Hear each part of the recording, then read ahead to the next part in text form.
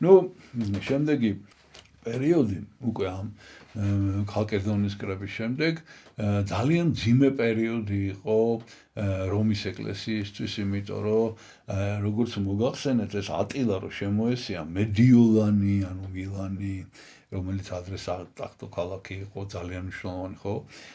აკვილეა, ტიცინი, ანუ პავია დღევანდელი, მოკლედ ამან აოხრა და მოადგა რომს. ნუ რა უნდა ქნან ახლა რა, ესე იგი რომი ვერ გაუმკლავდება, გამორიცხული არ აქვს ეს ფიზიკური ძალა და შეადგინეს ელჩობა, ესე იგი ანუ რამდენიმე ადამიანი დელეგაცია გაუგზავნეს ატილას და საოცარი. საოცარი რაღაცა უნდა გითხრათ. რა გააკეთა მან. იცით რა, ძალიან ძნელი სათქმელია. და იმიტომ რომ ამისი სწორად გაგება არის ძალიან მნიშვნელოვანი. ესე იგი ლეონი მივიდა ატილასთან. ნუ ეს ლეონი ჯერ უნდა ნახოს როგორ გამოიყურება, ხო? უკვე ასაკოვანია, ჭარმაგი, შემოსილი მივიდა და ატილას დაუჩოქა. მუხლებზე დადგა და ისე თხოვა.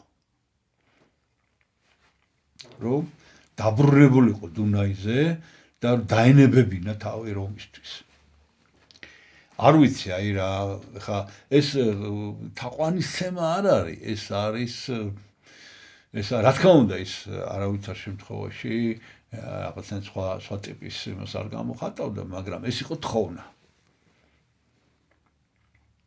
ეს იყო რაღაც უკიდურესი თავდაბლობა მისი მხრიდან და როდესაც მან დაინახა ეს ჯერ რომ მოდიოდა საერთოდ რომ გამოვიდა მასთან შესახვედრად და მე ესეთი რამე რომ გააკეთა, წარმოიდგინეთ ამ ველურ ადამიანზე როგორი შთაბეჭდილება მოახდინა ამან, ესე იგი რომ